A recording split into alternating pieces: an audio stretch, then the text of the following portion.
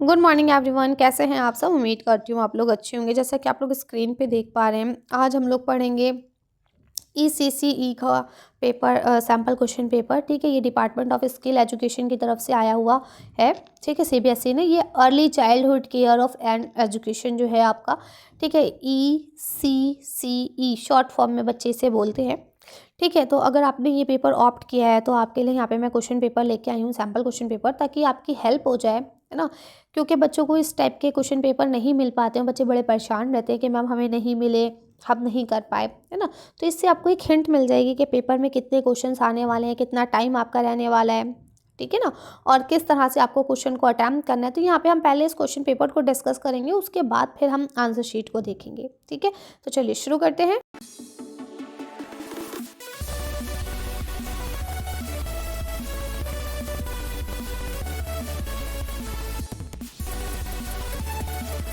अगर आप थोड़ा सा स्क्रॉल करेंगे तो यहाँ पे देखिए आपको ना ब्लूप्रिंट भी दिया गया है कि कहाँ से आपके कितनी चीज़ें पूछी जाएंगी, है ना। ये देखिए 2 घंटे का आपका पेपर होगा, 50 नंबर आपको मिलेंगे इस पेपर में। और यहाँ पे communication skill, self management, ICT, इन सब से भी आपसे क्वेश्चन पूछे जाएंगे। तो कितने क्वेश्चन होंगे, कितने नंबर के होंगे, ये सारी चीज़ें यहाँ बता दी गई हैं। ठीक है, बाकी हम लोग तो चलते हैं अपने क्वेश्चन पेपर की तरफ। तो यहाँ से देखिए आप देख पा रहे हैं क्लास 12th का है, सेशन 24-25 का ही है। ठीक है, 2 घंटे टाइम है, 50 मिनट का है। पहले आपको जनरल इंस्ट्रक्शंस दिए गए हैं। इसमें हम बात करें तो कहते हैं सारे इंस्ट्रक्शंस को केयरफुली पढ़िए। फिर कहते हैं इसमें 21 क्वेश्चन होंगे, 2 सेक्शन में डिवाइडेड होंगे ये। ठीक है, पहला सेक्शन आपको ऑब्जेक्टिव होगा, दूसरा सब्जेक्टिव। ऑब्जेक्टिव होता है टिक मार्क, सब्जेक्टिव होता है लिखने वाला। ठीक है, इसके बाद कहते हैं 5 + 16 21 क्वेश्चन बन रहे हैं, जिसमें आपको 10 + 5 क्वेश्चन यानी 15 क्वेश्चन अटैम्प्ट करने हैं। 2 घंटे आपको टाइम दिया जाएगा।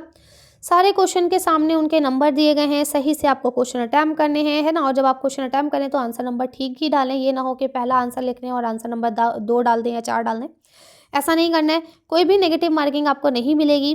ठीक है, अच्छे से सॉल्व करना है और सारे इंस्ट्रक्शन आपको अंदर भी दिए गए होंगे, तो उसको भी फॉलो करना है। अब जैसे यहाँ देखिए, आप देख पा रहे हैं क्वेश्चन नंबर 1 में 4 क्वेश्चन करने हैं 6 में से।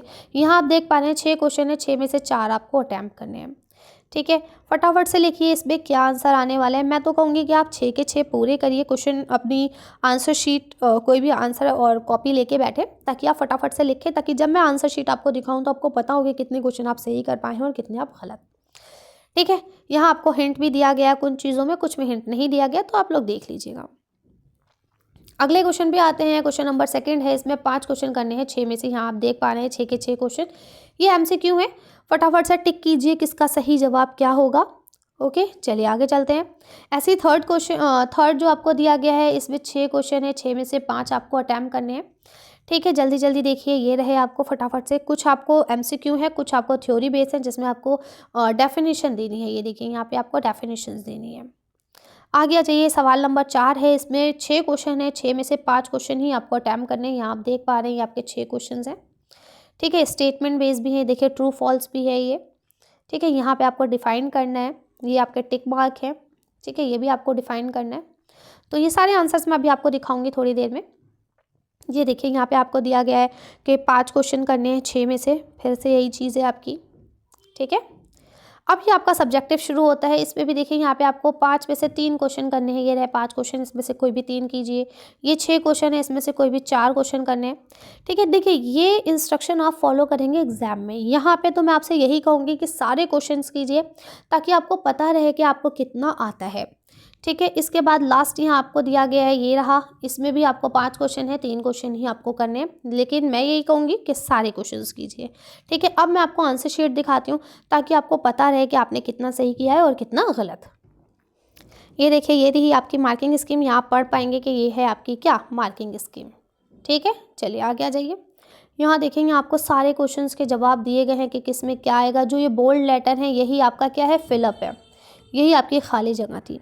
ठीक है, ये आपको सीबीएसई की बुक से लिए गए हैं। ये आपको यहाँ पे यूनिट नंबर भी दिया गया है, पेज नंबर भी दिया गया है और मार्क्स भी दिया गया है। तो खैर आपको इतनी डिटेल में जाने की ज़रूरत नहीं है, आपको बस अपने आंसर्स मिलाने हैं कि आपने सही किए हैं या नहीं।